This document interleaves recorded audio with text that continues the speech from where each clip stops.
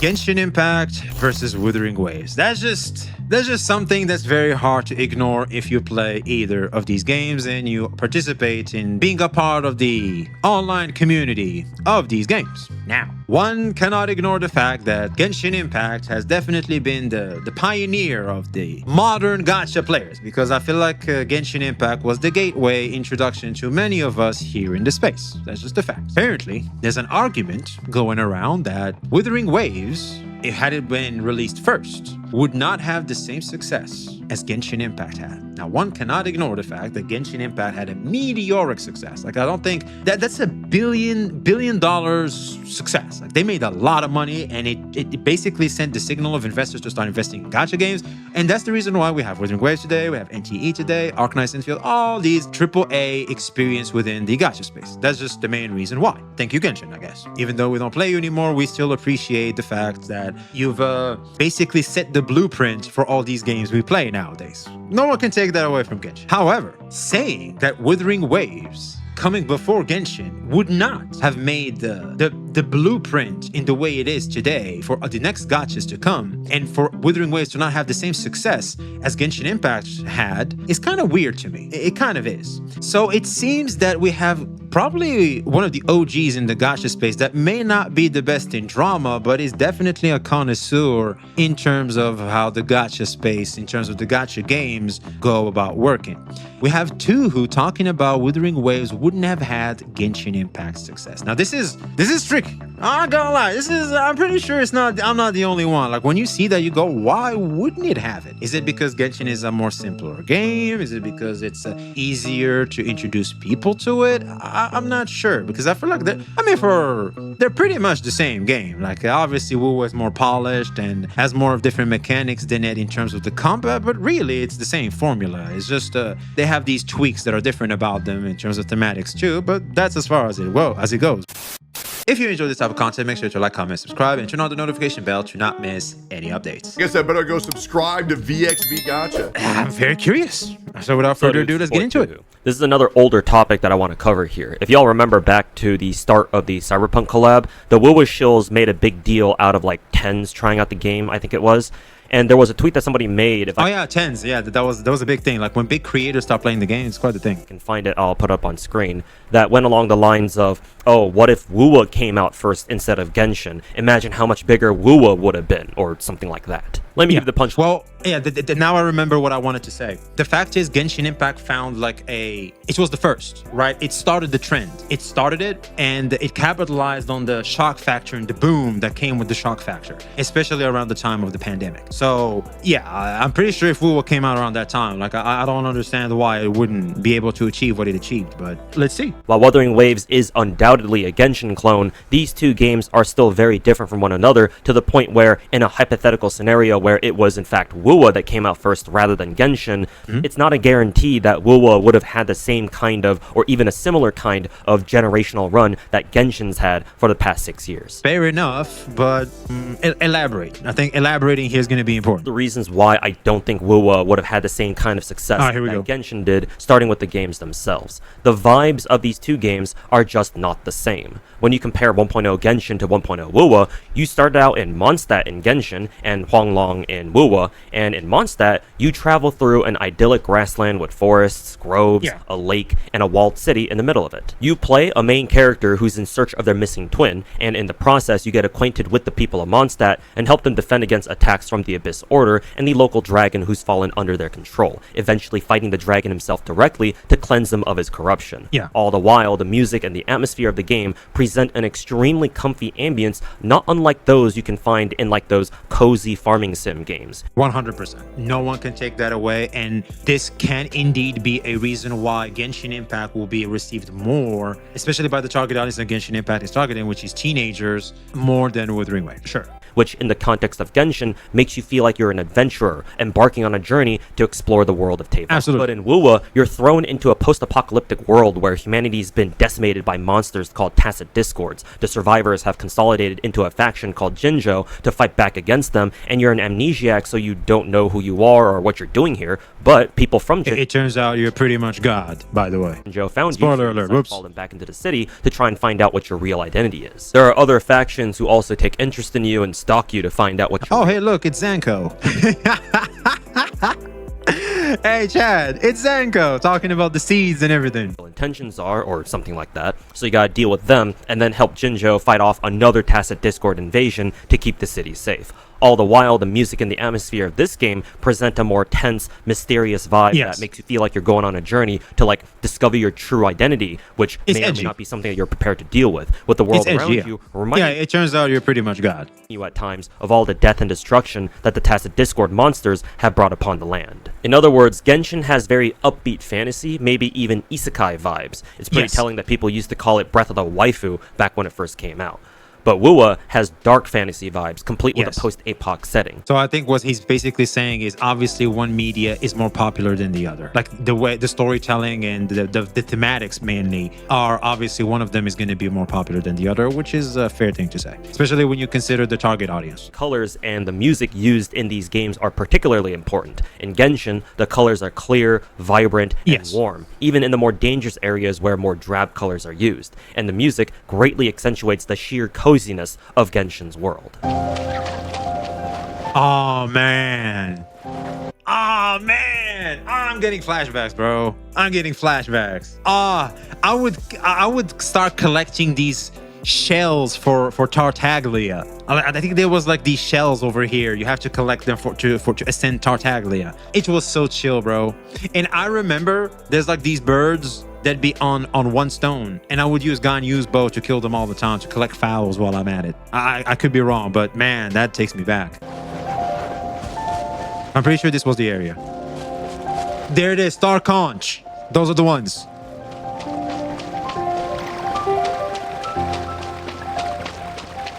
But in Wuwa, the colors were dull, dark, and cold, and even in the more lively areas of the game, they really weren't much better. And I don't even remember what the music... I think they worked on this since. I mean, some complaints people had towards Wuwa recently is there are areas that don't feel post-apocalyptic, which defines kind of the thematic of the game, but I think they don't have necessarily much of a choice because they kind of have to mix both, because the reality is a lot of players are coming from Genshin and they want to have some of that vibrance in Wuwa too. And I'm not gonna lie, I love the areas that are vibrant in Wuthering Waves. Kind of like the new zone, like the Jinzhou, whatever it's named. I like that. It feels more vibrant. It's not as post-apocalyptic. It's pretty cool. Sounded like back in 1.0 Wuwa, outside of the initial leitmotif that played whenever you first logged into the game.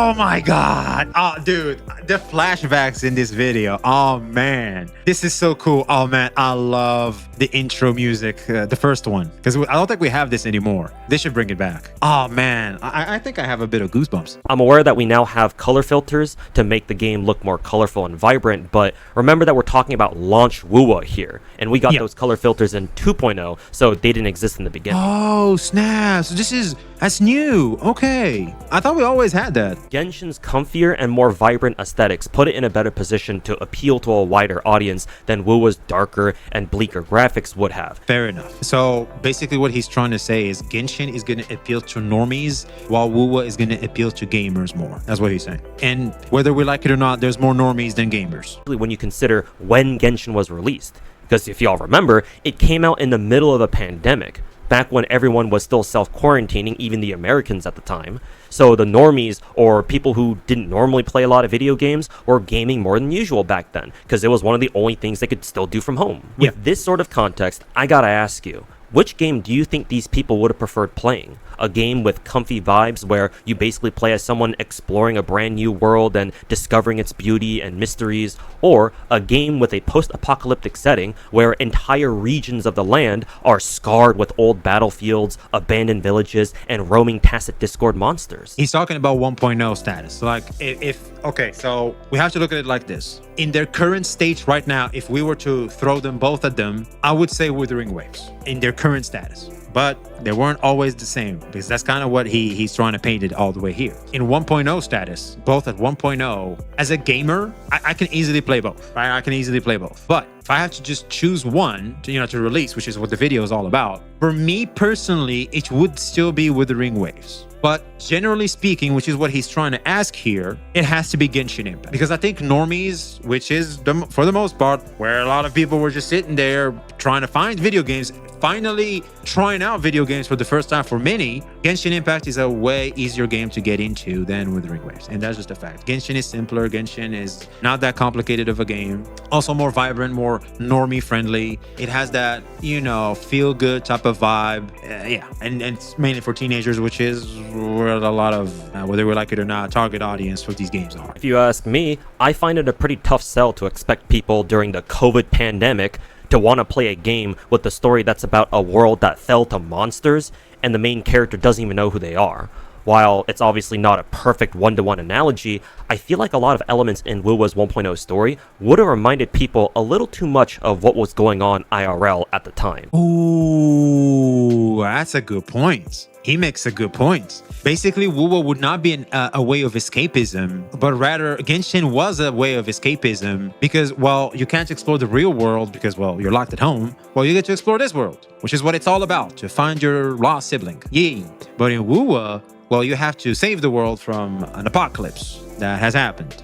Sound familiar? Genshin absolutely exploded. Fair enough. Was because it was the perfect game to let people escape the reality of the pandemic back There then. it is. He's saying it too. Lots of people out there, both gamers and normies alike, play video games as a means of escape. Yes. As a coping mechanism that 100%. helps them deal with whatever's going on in their real lives by allowing them to not have to think about their problems in real life. Why didn't the prices go down after the pandemic ended, Chad? I think that's a very good question to be answered because the prices are still damn high. What happened? And while I'm sure most of you watching this video right now don't mind never having to touch grass at all, plenty of others do want to go outside and do stuff outside the house. They don't like being cooped up all day in their rooms, and quarantining themselves during the pandemic was the absolute worst thing that could happen to them. And Genshin, being a very comfy game about exploring a brand new world with great music that perfectly captures its comfy vibes and vibrant colors that make the game look like pure eye candy. I'm not gonna lie, Genshin's music is still unparalleled. To me personally, it's Mondstadt, Inazuma at night. Oh man. Was the perfect escape mechanism for a lot of these normies to help them forget what was going on outside. The other reason is the quality of each game's launch. As far as I remember, Genshin had more or less a flawless launch. The servers ran smoothly, the game itself was well optimized. Wait, what is he looking at? Who is this streamer and what is he looking at? Yo, chat, what are we looking at? The monster, the Geoculus is over here. You see the Geoculus in your map? That's where it is. That's not where you find it.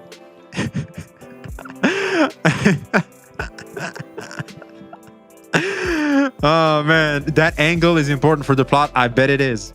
People could play on any platform they wanted, mobile, PC, or console, specifically PlayStation 4 back then, and you could even log in on multiple platforms and seamlessly switch between them if you wanted to.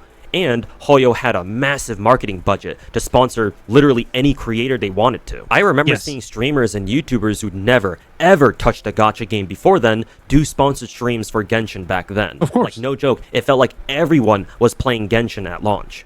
I'm sure Genshin's launch did have a few hiccups here and there, but whatever issues it might have had were pretty minor, given how well the rest of the game's launch went. Now compare that to WuWa's launch, which was not ideal to say the least. To say the least. While the servers had no problems, the game itself was not well optimized, and quite a few mobile devices and lower-end PCs at the time struggled to run the game or were unable to run it at all. It also had no console release on launch either, and it'd take until the following year for WuWa to get one on PS5. Because the boom that Genshin had day one wasn't the same as WuWa. Like, we gotta keep it fair. While I'm sure Kuro tried sponsoring as many creators as they could to come play. They didn't sponsor me. They didn't they didn't even give me no keys for the beta. Now, WuWa done me wrong. I should start Hoyo shilling. Back during its launch, it was a far cry from the absolutely Leviathan budget that Hoyo had for Genshin. Oh yeah. At least here in the West, I don't remember WuWa's launch being as downright ubiquitous as Genshin was, or had been.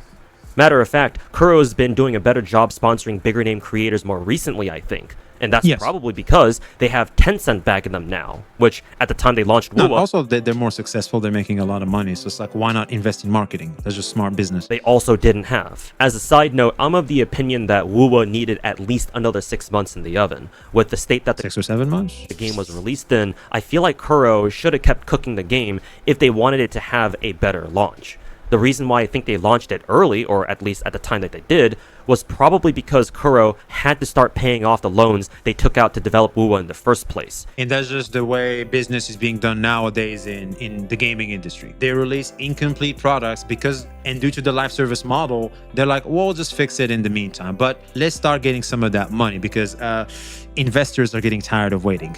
We need that money. And that's basically what happens. It screams investors. When this happens, we know investors have something to do with it. It is what it is. We've seen it's not our first rodeo. And they couldn't wait any longer. And so that's why they put out the game in such a suboptimal state, so that way they could at least start making money to begin paying off their loans. And then they'd fix whatever issues the game had post-launch once their finances were a little better. I remember all the tweets that we got from the wuwa shills who were praising how hard the devs were working in the weeks after the game launched. Regardless of what happened though, remember that we're talking about how successful wuwa would have been if it had come out first instead of Genshin. And the problems that wuwa's launch ended up having were pretty bad in that regard. No console release means that wuwa would have missed out on the console players at the start. The game running poorly on lower end devices would have also kneecapped wuwa's potential growth, since not everyone has a baseline $2,000 PC to play the game. I didn't have a $2,000 PC. I think I had like a $1,000 PC if I'm not mistaken, which is still pretty good. But I don't think it's like 1,000. I think it's like 800 or 700 or something like that. Game on,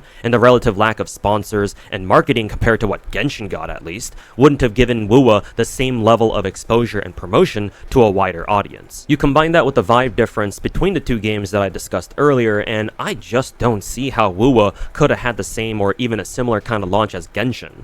And since people are gonna assume that I'm a Hoyo shill by saying all this, just FYI, I've been playing wuwa since its 1.0 launch myself. I've pulled for every single character and almost every single signature weapon in the game so far. It's a fantastic gacha game that I'd recommend to anyone who can actually play 100%. Unfortunately, the optimization issues have returned in the last year. 100%. And that's why I said in 3.6, it was a must that they stand on business and fix the optimization issues. Even if it comes at us getting more qualities of life in terms of gameplay. Like, just make sure the root cause is fixed, and then we can look at the details. And I don't believe that Genshin or wuwa is definitely, undoubtedly better than the other.